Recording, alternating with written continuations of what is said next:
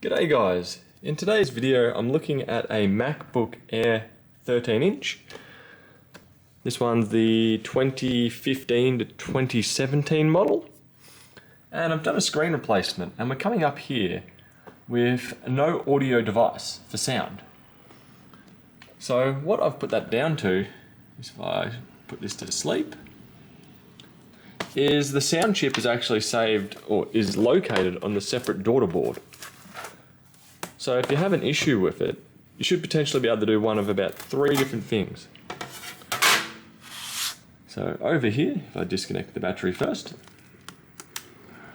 we have the daughter board here.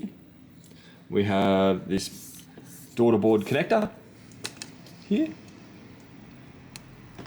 So what I'm expecting to be one of 3 things to be the issue right now is that the sound chip is on the other side of this daughter board. I suspect either A, the sound chip has been damaged during the replacement, fairly unlikely. 2, the connector pins on here have been damaged when I've gone to reinstall the connector. 2, the connector's just not pressed in well enough. Or 3, I've damaged the pins over here. So hopefully it's something as simple as that. So if you've got faulty sound or no sound device coming up on your MacBook Air 13, open it up and have a bit of a look here.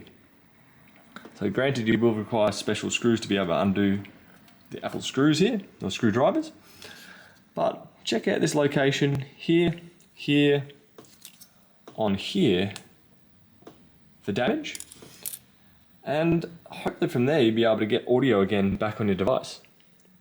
Anyway, I hope this gives you a bit of an idea on what to look for with a no audio issue on a MacBook Air 13, 2013 to 2017. Bye. Now, I did leave a bit hastily there, but as you can see now, we have internal speakers. This here is the component that I replaced, which we switch the machine off once more. Shut down, shut down.